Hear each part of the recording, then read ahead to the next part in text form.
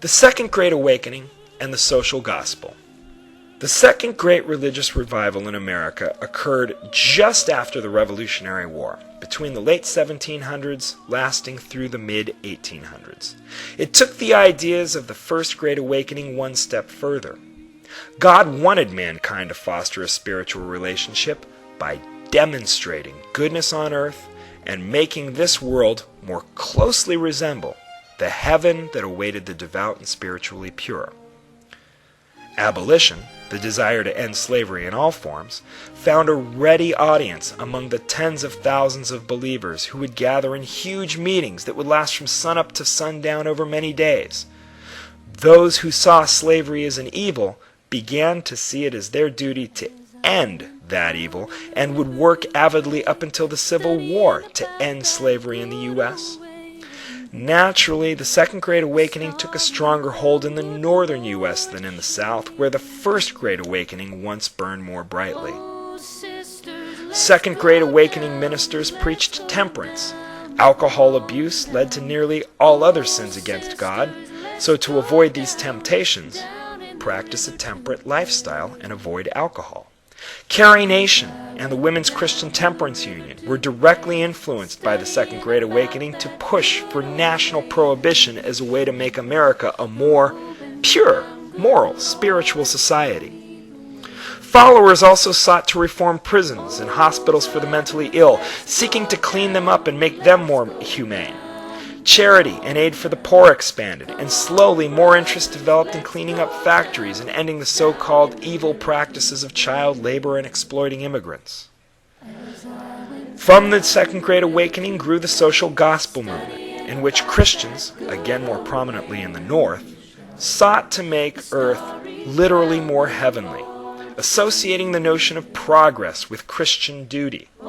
Settlement houses, such as Hull House, created by Jane Addams, were institutions that sought to not merely aid poor immigrants, community members, and children alike in their neighborhoods, they sought to also spread good Christian values. Contrary to those who adhered to the First Great Awakening, followers of the social gospel rejected the value of the individual compared to the importance of the community. They supported labor unions, as well as the notion of equality between all people of society, regardless of gender or race. Suffrage found allies in the social gospel movement, as well as did early civil rights leaders such as W.E.B. Du Bois. Life on earth could only become more heavenly if people worked together to make it so. The progressives and the Progressive Party, therefore, were deeply influenced by the social gospel. The social gospel movement influenced the establishment of the Salvation Army, a Christian organization that directly helped the poor find work, and those afflicted by drug and alcohol abuse kick their habits and become productive members of society. The Salvation Army fought prostitution and the conditions in society that promoted crime, murder, and suicide in their effort to make life on earth mirror life in heaven. One cannot separate the progressives, who worked so hard to improve different facets of life in America, from the beliefs of the social gospel movement.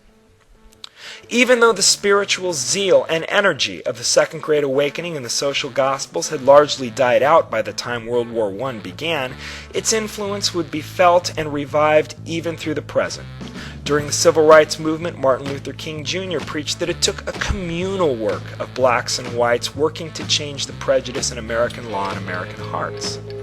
Spiritual revivals during the 1970s and 80s, led most prominently by the Reverend Billy Graham, arose to combat rising divorce rates and the seeming destruction of the American family, the most basic and important unit of both society and Christianity.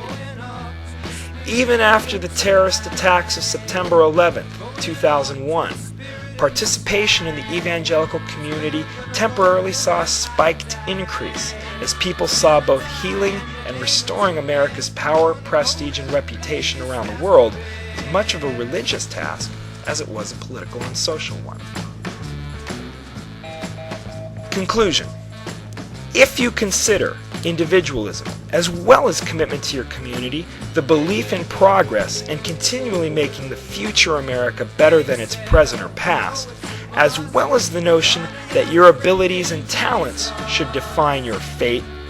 If you define those as core values of being American, you can't deny religion's role in shaping those beliefs. You also can't deny America's role in changing and evolving religion. The minority of new versions of Christian faiths were created in America. The Baptists, the Methodists, Episcopalians, Christian Scientists, Seventh-day Adventists, Jehovah's Witnesses, and Mormons are just a few examples of branches of Christianity that came from the very American notion of defining your faith and pursuing it with all your zeal. Perhaps that's why Christianity succeeded so well in America. Over 75% of our population considers it Christian of some sort. America continually evolves and reinvents its own self-definition and religion.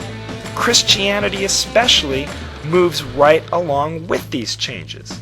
To embrace the seemingly contradictory ideas of a celebration of the individual as well as commitment to the community is the heart of what it means to be American, let alone an American Christian.